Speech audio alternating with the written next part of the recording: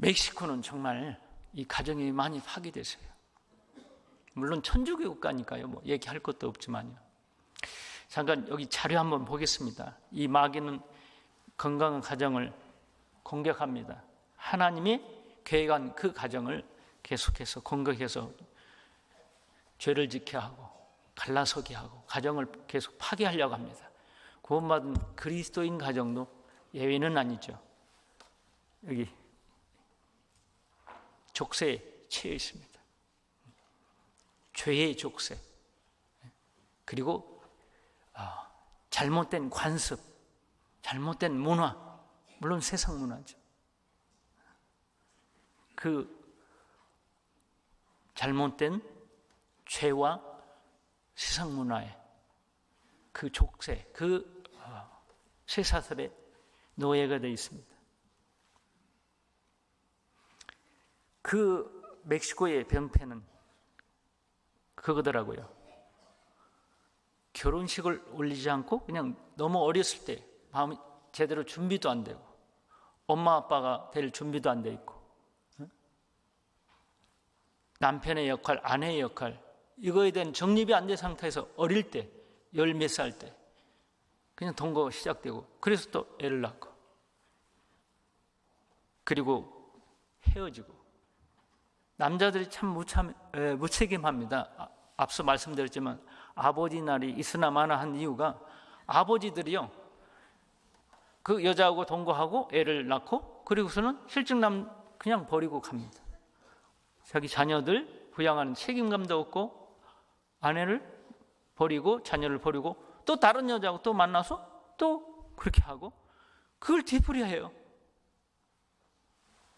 그러니까 이제 그 자녀를 양육하고 가르치고 하는 그 책임은 다 엄마에게 떨어지는 거예요. 그러니까 미혼모가 많습니다. 미혼모가. 교회 안에도 그런 자매님들이 많아요. 그런데요, 참 더 안타까운 건 한 남자의 자녀만 아니라 여러 남자의 자녀를 엄마가 다 키우고 있어요. 한 7, 8명 되는데 최서방 아들 둘, 박서방 아들 하나, 이서방 아들 셋, 뭐 이런 식으로요. 그래요. 그래도 아이들도 많은데 아버지가 달라. 그게 아주 흔해요. 그런데 참 이상하게 한국 같으면 막 그 아버지가 달라서 서로 보지도 않을 거고 싸울 건데 잘 지내 또 이 사람들은 잘 지내. 근데 엄마가 그 모든 걸 다 책임져야 됩니다.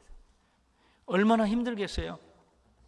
그 자녀들을 위해서 엄마가 얼마나 희생하겠어요? 그러니 자녀가 알죠. 엄마가 자기들을 위해서 얼마나 고생했는지. 그러니까 어머니 날에 그렇게 할 수밖에 없는 거예요. 그건 우러나서 합니다. 그런데 아버지 날에 아버지가 누군지도 모르는 아이들이 많은데요. 그리고 아버지가 나를 위해서 뭐 했어? 아버지는 존재감이 없어요. 물론 다 그렇다는 거 아닙니다. 대부분이 그렇다는 거예요. 많은 사람들이. 그래서요, 멕시코에는 마약하는 사람들, 알코올 중독에 완전히 폐인이 돼서 살아가는 사람들이 참 많아요. 그런 사람들을 수용하는 시설입니다. 이런 데가 참 많아요. 교회에서 이제 어떻게 연결을 해서 저도 이제 전도 집회도 하고 말씀도 전해보고 하는데요. 구원받았다고 좋아하는데 모르겠어요. 그분들이 구원받았는지. 신앙생활로 연결이 안 돼요. 그래서 이제 좀 좋아지고 술을 끊고 마약을 끊으면 이제 내보냅니다. 6개월이든 1년이든. 그런데 나간 지 얼마 안 돼서 또 돌아와요. 왜요? 그거 얼마 못 가요. 또 마약하기 시작하고 또 알코올을 시작합니다. 정말 어렵습니다. 그분들에게 전도하기가. 구원받기도 어렵고 구원받았다고 간증해도 신앙생활이 이어지지가 않아요. 이런 사람들이 너무나 많아요. 너무 불쌍해요. 가정이 많이 무너져 있어요. 마약하는 아이들. 길거리에 마약에 누워있는 사람들이 흔히 보입니다. 그러니까 구원받은 이후에도 그 상처는 그 계속해서 마약한 아들, 알코올 중독인 아버지, 그 자식 중에 마약을 하고 아버지가 알코올 중독자고, 그러면 온 가족이 함께 고통을 하는 겁니다. 이제 구원받았다는 형제 중에 몇 분이 알코올 중독자인데 그 시설을 들락날락 하는 거예요. 그걸 못 놔요. 다시 또 넘어지고. 그런 거 보면 너무 안타까워요. 어떤 분은 나이가 이제 40대 젊은데 알코올로 죽은 거예요. 거기 가서 이제 장례를 치렀는데 너무 마음이 아프더라고요. 그리고 부끄러웠어요. 구원받았다고 하는데 주변 사람들에게 본이 못된 겁니다. 구원받은 사람이 알코올로 결국 일찍 갔다, 말이 안 되잖아요. 그런데 그걸 놓기가 그렇게 힘듭니다. 미혼모들이 이렇게 많습니다. 미혼모들이. 이걸 끊어야 되는데 이게 저희들의 숙제입니다. 이게 갈수록 심각합니다. 그래서 어머니 날은 이렇게 성대합니다. 자녀들이 어머니를 위해서, 어머니가 얼마나 자식들을 위해서 고생하고 희생하는지를 너무나 잘 아니까 어머니가 아버지도 되는 거예요. 아버지는 없습니다. 아버지는 빈자리입니다. 껍데기입니다. 그래서 어머니 날 이렇게 어머니를 위해서, 할머니를 위해서 선물 준비하고 꽃 준비하고, 선물 푸짐하죠. 근데 아버지 날은 실종됐어요. 이런 게 별로 안 보입니다. 참 마음이 아파요. 그래서 실종된 아버지의 자리를 찾아주려고 저희 교회에서 많이 신경을 쓰고 있습니다. 점점 좋아지고 있습니다. 멕시코가 이런데요. 여러분의 가정은 건강합니까? 한번 여쭙고 싶습니다. 여러분의 부부 관계는 건강합니까? 정말 행복하십니까?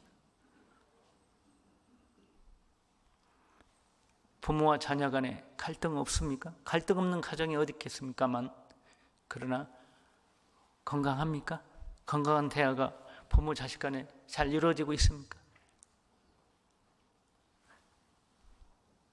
부모와 자식이 서로 사랑하면서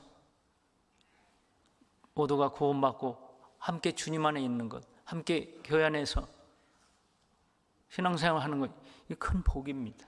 이게 당연하고 자연스러운 게 아니라 큰 복이라는 거 아셔야 됩니다. 멕시코 가면요, 정말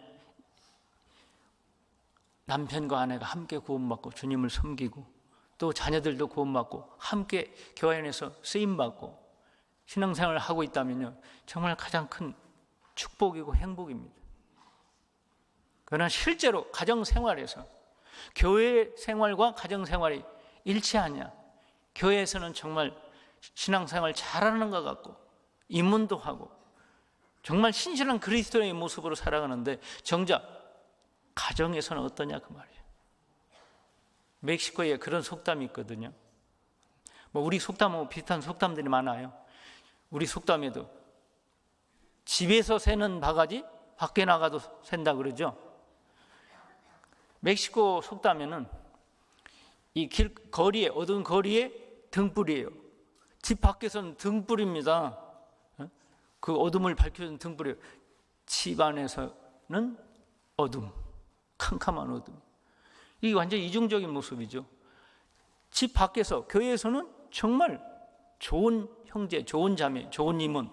근데 집에 가면 폭군, 아내를 때리고 자식에게 폭언하고 이런 건 없습니까? 그러니까 교회에서 정말 임원으로서 고역장, 교구장, 조장 정말 많은 형제 자매님들이 칭찬하는데 가정에서는 다르게 산다면 그걸 보고 듣는 자녀들은 더 상처받죠.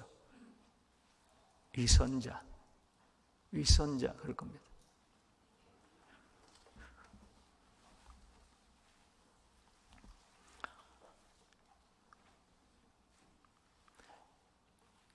예.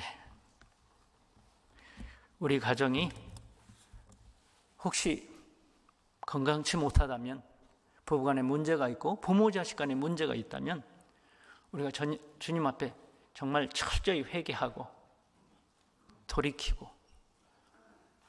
부부간에 솔직한 대화, 열린 마음으로 대화하고 부모 자식 간에 정말 허심탄회하게 얘기해서 우리 가정의 문제가 무엇인지, 부부간의 문제가 무엇인지 그걸 해결하기 위해서 함께 눈물로 주님께 기도하면서 가정이 회복되고, 그리고 부부가 회복되는, 그래서 건강한 가정, 하나님 앞에 더 귀하게 쓰임받는 그런 가정으로 거듭나야 되지 않겠습니까? 우리 가정이 정말 지금 병들어 있다면 건강한 가정으로 다시 거듭나야 되지 않겠습니까? 그러기 위해서 남편은 남편대로, 아내는 아내대로, 부모는 부모대로, 자녀는 자녀대로 자신을 돌아보는 것이, 하나님 앞에, 이 말씀 앞에 자신을 돌아보는 것이 필요할 겁니다. 건강한 가정, 하나님께 더 쓰임받고 더 축복받는 그런 아름답고 복된 가정을 세우기 위해서 우리 각자가 할 일이 무엇인가 한번 깊이 생각해 봐야 될 겁니다. 남편은 아내를 사랑하고 아내는 남편을 경외하라. 오늘 우리가 읽은 본문 말씀에서 교훈하고 있죠. 하나님은 남편들에게 아내를 자기 몸처럼 사랑하라고 명령하셨습니다.